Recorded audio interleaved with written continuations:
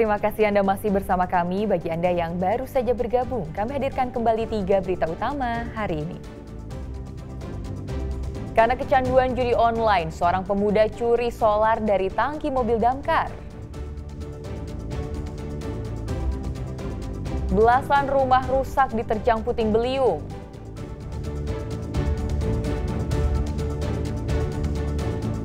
Satu keluarga di Sidrap hidup di gubuk panggung tanpa penerangan listrik selama puluhan tahun.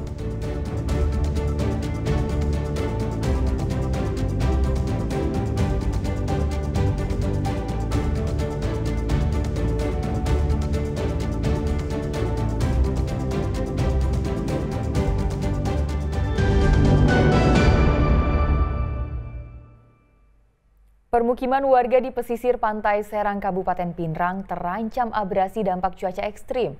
Untuk antisipasi hal-hal yang tidak diinginkan, petugas gabungan melakukan mitigasi terhadap warga. Air pasang laut di pesisir pantai Kampung Serang, Kelurahan Data, Kecamatan Duampanua, Pinrang, sedang tinggi-tingginya.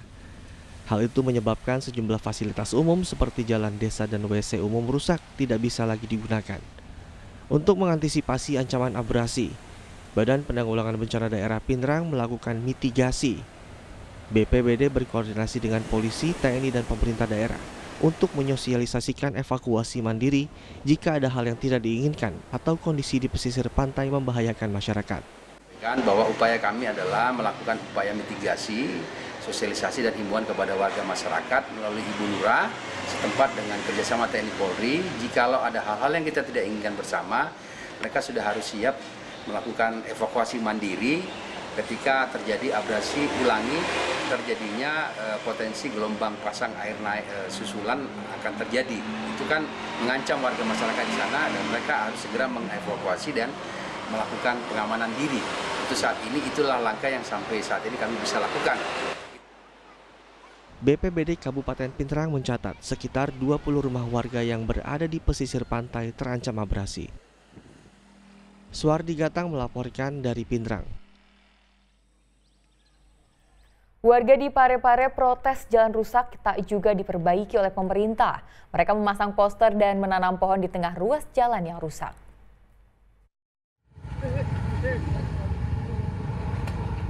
Jalan antar kecamatan yang rusak menjadi momok warga Kelurahan Galung Maloang, Baju Kiki, Parepare. Sebab sudah bertahun-tahun dibiarkan begitu saja. Pada jalan sepanjang 1 km ini terdapat lubang besar yang kerap memicu kecelakaan, terutama saat diguyur hujan karena permukaan jalan menjadi licin. Warga kecewa dan marah, mereka pun protes dengan menanam pohon dan memasang poster di tengah jalan. Kemarahan warga semakin memuncak lantaran pemerintah tak menepati janji memperbaiki jalan yang rusak. Jenuh maka bahkan itu jalanan ini lama sekali nih, bahkan bertahun-tahun begitu terus jalanan Pak, rusak terus. Sudah tidak ada pula etika baiknya pemerintah untuk perbaiki. Ada sering kecelakaan Pak, bahkan saya sendiri juga pernah alami jatuh makan angkut karena begitu golok bang goro gaje. Sudah berapa lama? Menanggapi protes warga, pemerintah Kota Parepare mengakui adanya keterlambatan perbaikan. Pihak Bina Marga Dinas PUPR sebelumnya sudah menganggarkan perbaikan jalan melalui dana alokasi khusus pada Januari 2025. Namun anggaran tersebut dikembalikan ke pemerintah pusat karena adanya kebijakan efisiensi anggaran. Sebenarnya tahun 2024 kami sudah usulkan melalui dana DAK itu bersama dengan 4 ruas lainnya, Petaunga, Kasiso, Baju Kiki Raya, dan Tegal sendiri. Alhamdulillah anggarannya turun, tetapi pada saat Pak Prabowo, Presiden Republik Indonesia sudah dilantik melalui SK Menteri Keuangan, dana itu ditarik kembali ke pusat. Warga berharap pemerintah Parepare segera mengambil tindakan nyata untuk memperbaiki jalan penghubung tersebut agar tidak lagi membahayakan keselamatan masyarakat yang melintas. Suardi Gatang melaporkan dari Parepare.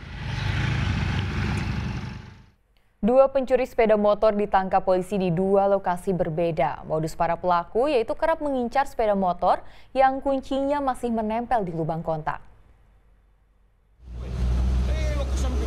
Saya juga lewat. Nur Islam dan Arnold, pencuri sepeda motor di wilayah hukum Tamalan Rea, Makassar, ditangkap polisi. Keduanya ditangkap di lokasi terpisah, satu pelaku di Makassar, sedangkan pelaku lain di wilayah Kabupaten Goa. Polisi berhasil menangkap keduanya berkat penyelidikan dan bukti kamera pengawas saat tindakan pencurian. Di hadapan polisi mereka mengaku baru 2 kali mencuri sepeda motor. Modus para pelaku yaitu berkeliling. Mereka mengincar sepeda motor yang kunci kontaknya masih menempel di kendaraan. Motifnya untuk pelaku ini adalah untuk tentu motif ekonomi, untuk kemudian keuntungannya itu menjual, dipakai untuk kebutuhan sehari-hari. Modusnya Bang, keduanya ini Bang gimana? Kemudian untuk modus kedua pelaku ini yaitu mengincar kendaraan bermotor yang tertinggal kuncinya. Dari hasil interogasi, polisi menyita 3 unit motor curian. Kedua pelaku dijerat pasal 363 KUHP tentang pencurian dengan ancaman pidana 7 tahun penjara. Raisa Habu melaporkan dari Makassar.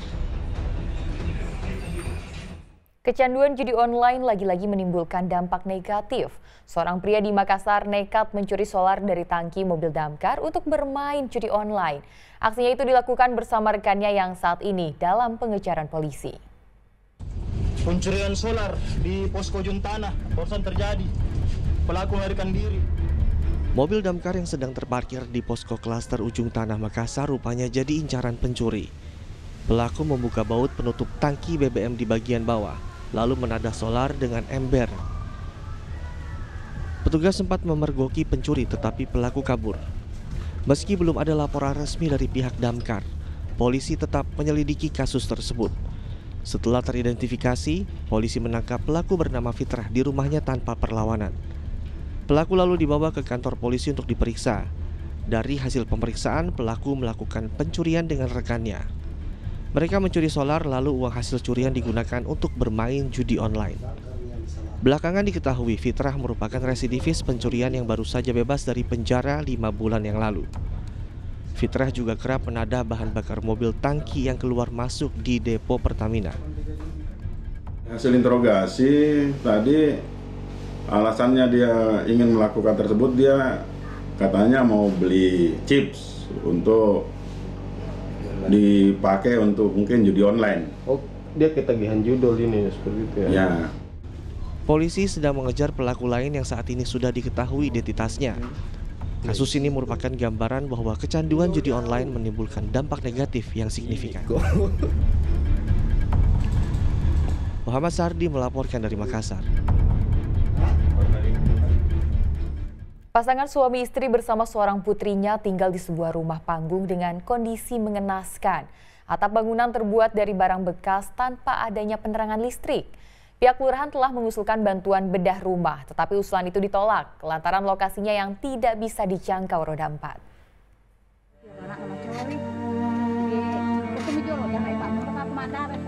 Sudah puluhan tahun, Amir dan Asia bersama anaknya menempati gubuk panggung di Kelurahan Biloka, Kecamatan Pancalautang, Kabupaten Sidrap.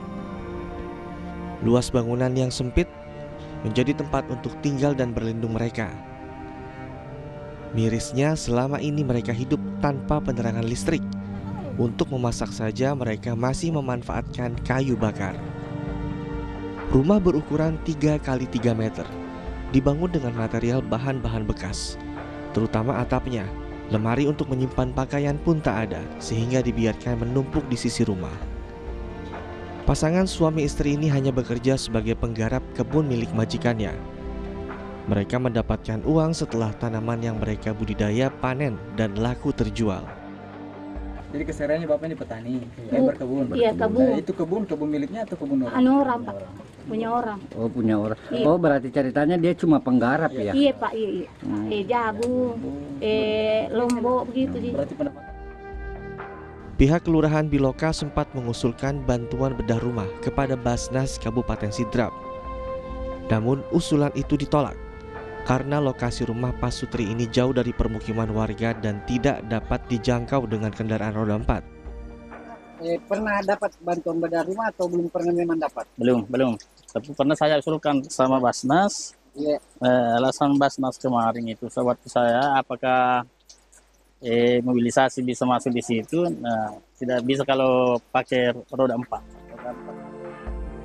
Meski demikian, pasangan suami istri ini tercatat sebagai penerima bantuan pangan non-tunai BPNT dan bantuan sosial program Keluarga Harapan. Suardi Gatang melaporkan dari Sidrap.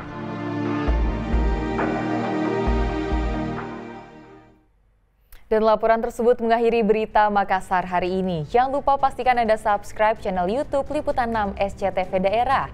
Saya Tia Anissa, berterima kasih atas perhatian dan kebersamaan Anda. Selamat beraktivitas dan sampai jumpa.